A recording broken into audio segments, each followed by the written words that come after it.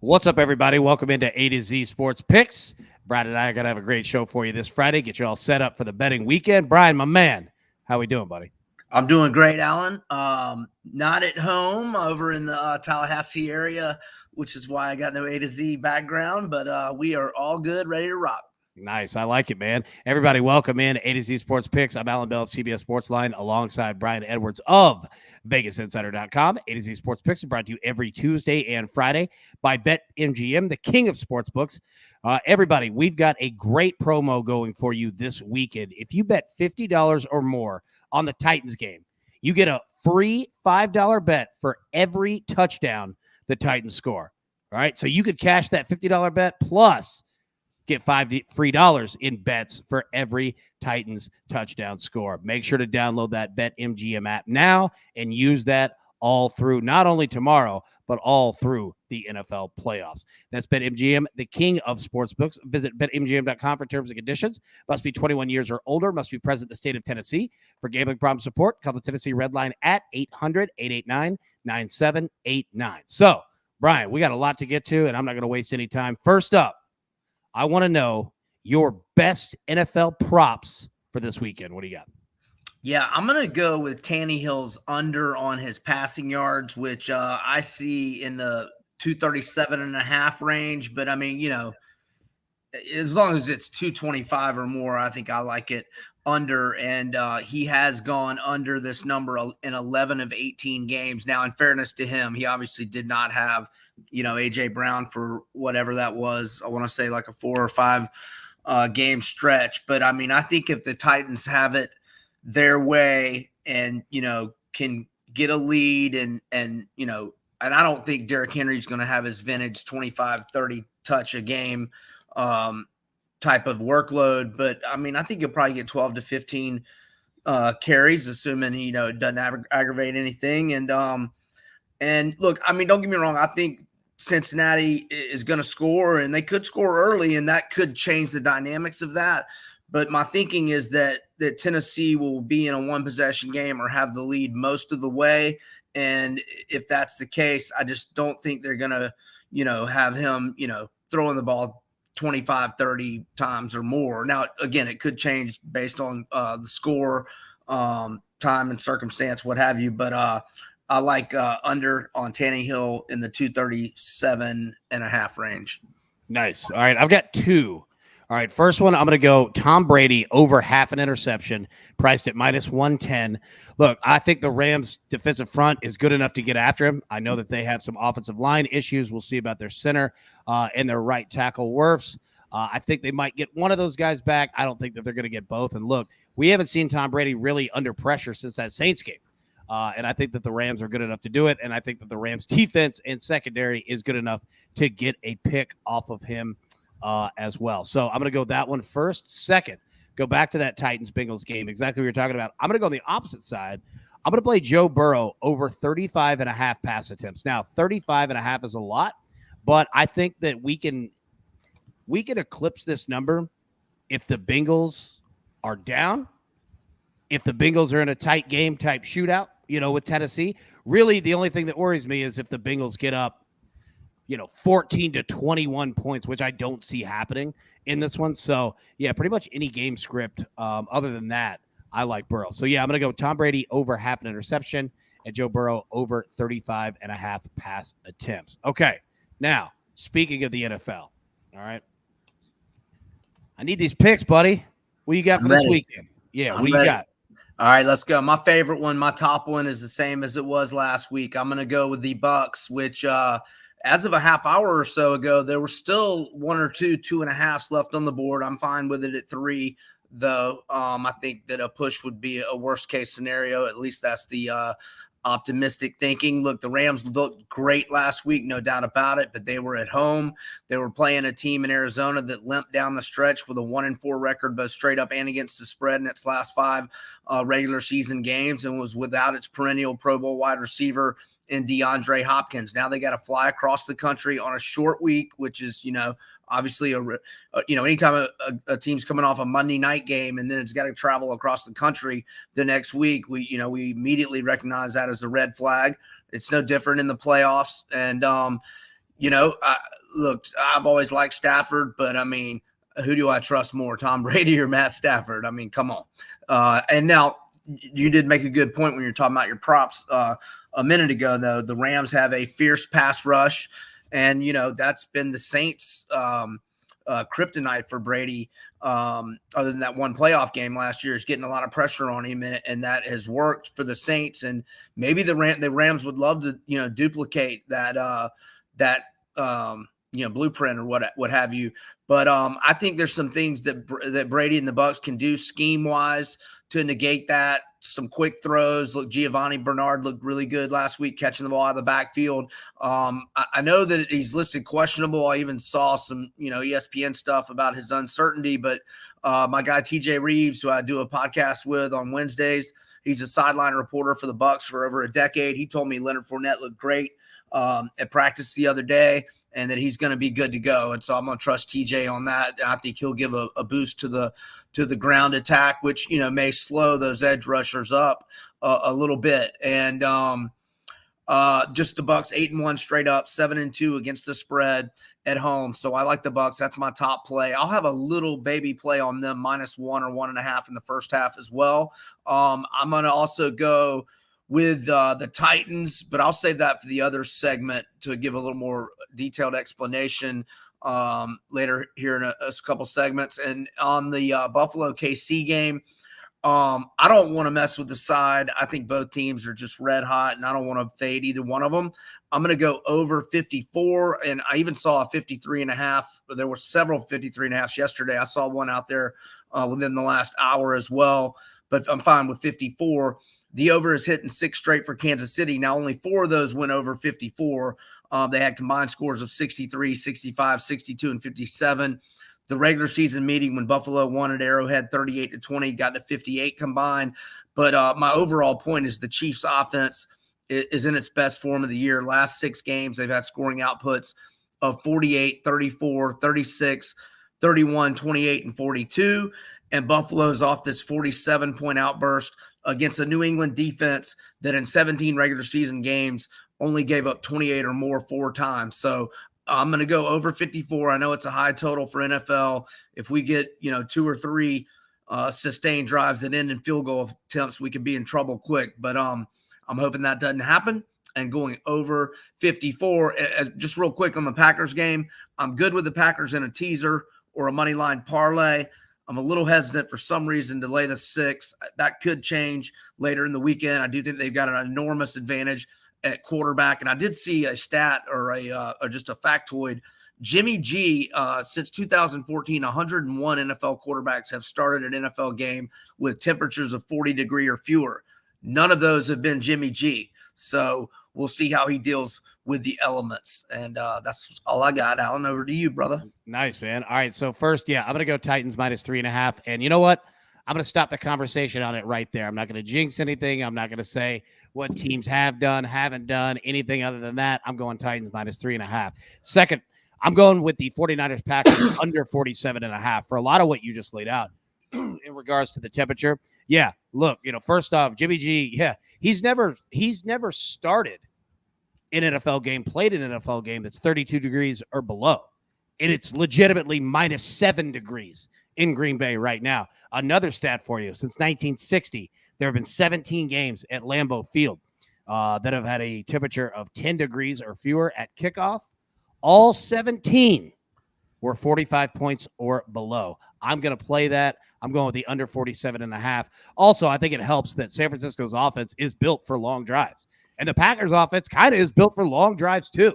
So I think we're going to see a lot of running the football. I think we're going to see a clock that is moving pretty quickly. So, I'll take the under on that. Last play, I'm going Rams +3. I'm going to go on the opposite side of you, and here's why. First off, I think it's all about the Rams being able to neutralize both lines.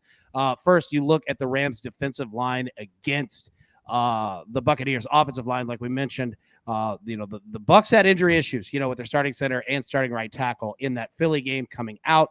I think that they're going to get Jensen, their center back. Wirfs, their right tackle. I'm not so confident in that one. I don't think he's going to play. Yeah, I don't either. And I think that the Rams are good enough, even if he does, the Rams are good enough to get pressure on Tom Brady. Now you look at the opposite side, okay? The Bucs defensive line, All right. They blitz, and their defense blitzes 38% of the time, second highest in the NFL. Here's the problem. Matthew Stafford against the blitz this year, 17 touchdown passes, 1 interception. His other 16 picks, not blitzed. So they're going to have to make a decision. If he starts burning them up early, right, like they're going to have to make a decision. So I think the Rams can neutralize both lines. Also, not only is Cam Akers back for Los Angeles, Darrell Henderson got, pulled off the IR list today. So, we'll see in regards to that. But I think the Rams are a better overall team. Now, it frightens me every time you have to bet against Tom Brady because he can legitimately take a good bet or whatever you want to call it and crush you, right? So, that's the scary part. But I'm going to ride the Rams +3 on that one. So those are the 3 that I've got. Brian, give your 2 really quickly again. What do you have? I'm going to go over 54 on Buffalo, Kansas City. I'm going to go with the Bucks and then the Titans, but I'll hit on that a little more in the coming segment. Cool. Yeah. I'm going Titans. I'm going Rams, and I'm going the under 47.5 in 49ers and Packers. All right. So, Brian, I want to talk a little basketball here. All right. Some basketball betting. Now, I want to hear what you got, NBA and college basketball, both tonight, this weekend, what we're looking at. If you could start first, believe we've got LSU at Tennessee tomorrow. Break that one down for us, man. What do you got? Yeah, so they met a couple of weeks back. It was either 2 Saturdays ago or 3, and LSU won 79-67 in Baton Rouge as a 2.5-point favorite. That game went over 136.5. But they are in Knoxville for this one. The Vols are 9-0 straight up at home, 6-3 against the spread. LSU has been a big-time moneymaker this year. They're 15-3 straight up, 14-4 against the spread. They've split 4 true road games, but have gone 3-1 against the spread. Now, I mentioned how the first meeting went over as that game had 146 points. However, I'll nonetheless note that the under is on a 14-2 run for LSU to improve to 15-3 overall, and all 4 of their road games have gone under with combined scores of 122, 125, 137, and 122. Now, a big factor in this game is LSU point guard Xavier Pinson is going to be a game time decision. I think he actually hurt the ankle in the Tennessee game, if I'm not mistaken. So yeah, that would have been, I believe 2 Saturdays ago, and he's missed at least 2 games, maybe 3. That's a big deal. He averages 10.9 points per game, 4.6 assists, and 2.1 steals per game. He had 9 points and 7 assists in the first game against the Vols. I am thinking that Tennessee is going to be a short favorite here. The line is not out. I'm thinking Tennessee -3-ish. I mean, Alabama was -4 at home to them the other night. That might have closed at 3.5, if I'm not mistaken. So, I mean, I think Tennessee will be a short favorite. And if I'm right and Tennessee's in that -2 to -4 range, this game will probably be a pass for me. As for hoops tonight, I'm going to go with Wisconsin -3 at home against Sparty. Michigan State had won 9 in a row, but they're off a bad home loss to Northwestern. The Badgers have won 7 in a row. They've covered in 5 in a row, and I've been on them their last 3, and I'm going to be on them again tonight, -3, and I'm not against a little baby play on them, -1.5 in the first half. In the NBA tonight, I'm going to go with the NBA's biggest disappointment this year. That would be my Atlanta Hawks, but I think they may have turned the corner. Earlier in the week, they were down fairly big to Milwaukee at halftime, and they did not come out from halftime until 30 seconds left until the start of the third quarter. And the sideline reporter asked Nate McMillan about it, and he said he just got done chewing their ass. Well, they came out, responded, played well, beat Milwaukee. And then against Minnesota, they fell behind by double digits in the first half of that game, rallied and won by double digits. They get the Heat tonight, minus Tyler Hero, who's averaging better than 20 points per game. And Miami's also going to be without Kyle Lowry, who's averaging better than 13 points and 8 assists per game. So 2 big absences for Miami. And the Hawks might get Clint Capella back, but I like them regardless. They're, by the way, -1 or 1.5. Because the second-year center Owuku is playing very well in Capella's absence, and I think he's a better rim protector. So I'm going to go Hawks -1 or 1.5 against the Heat. Wisconsin, probably a pass on LSU and the Vols. And for those betting it, keep an eye out. Injury news on Xavier Pinson, LSU starting point guard. Nice work. I like it, man. All right, now I'll go first on this one because you just ripped off just some nice nuggets on that. All right. A segment we call the one best bet to ride in the Titans game against the Bengals. Okay. So I'm already on the Titans, but I'm going to go Nick Westbrook-Akina, wide receiver, over 28.5 yards. You look at it, he's eclipsed this number in 5 of his last 7 games. He's absolutely become an integral part of this offense, especially on third down. They almost kind of use him as a de facto, find the sticks tight end type of guy, right? But he's got potential. They use him in the red zone as well. So yeah, I like his numbers and I like his opportunities here while everyone is focused on A.J. Brown and Julio, Derrick Henry, and Ryan Tannehill. I'm going to go with Westbrook-Akina over 28.5 receiving yards. What do you got, buddy? Yeah, I'm just going to go with the Titans. And I'm okay with it at 3.5. I would prefer it at 3. Now, if your account is making you buy the half point and have to pay like more than -130 price, then don't worry about all that. In fact, I'm probably like Titans -2.5 in the first half, better than 3.5 for the game. But if you can buy the half point to 3 at -130 or hopefully even less, I recommend doing so. The Titans 7-2 straight up, 6-3 against the spread at home. I thought the Raiders outplayed the Bengals last week. They outyarded them 385 to 300. They out first down them 23-18. And look, the Bengals D-line got banged up last week. 2 of their backup defensive tackles are questionable. Ojanobi, who had 7 sacks in the regular season, had a fumble recovery last week. He is out. Now, it's sounding like Trey Hendrickson is going to play, and that's huge. He did get the concussion last week. But he had that huge forced fumble. He had 14 sacks in the regular season. That's big for Cincy if he can go, and it sounds like he's going to be able to go. Nonetheless, I like the Titans. I think the week off was good for them, gave Derrick Henry more time. You know how Julio is. He needs more time, and I think it's probably beneficial to A.J. Brown.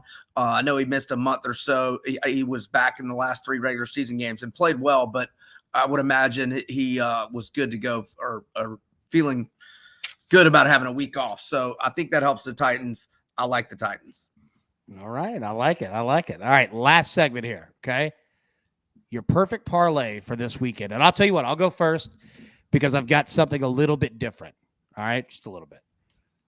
3 legs pays out plus 203. Okay. Packers money line, moving the Rams up to plus 5.5 and moving the Bills up to plus 9.5. Those 3 plus 203. Packers money line, Rams plus 5.5, Bills plus 9.5. What do you got? I'm gonna go. I believe I said it on Tuesday. Money line parlay: Packers, Titans, and Bucks, and it's in that plus 250-ish to plus 260 neighborhood. Packers, Titans, Bucks, 3 home favorites. Don't got to cover the spread. Just win, baby. Nice. Now, before we go, a couple nuggets here. We talked last week leading up to the games, that we said that of the last 24 playoff games, teams that won the game covered in 21 of those games, right? You see how they did this weekend? It was all except for 1, right? Or was 6-0. All of them. All of them, that's right. Yep. All of them, right? We only had 1 underdog. Obviously, they, won outright in the 49ers. Everyone else covered. So that is what? 27 out of 30 now? Now, here's the hard part. This weekend, I think this is the first time ever in the divisional round that all 4 games have a point spread of 6 points or fewer, right? So I'm fascinated to see. I'm not saying ride that again. Like, I don't think that's going to go 4-0. It might. I don't know. But I'm fascinated to see it because we got some tight spreads in these, and we have some, underdogs who can win outright, right? So I'm fascinated to see that.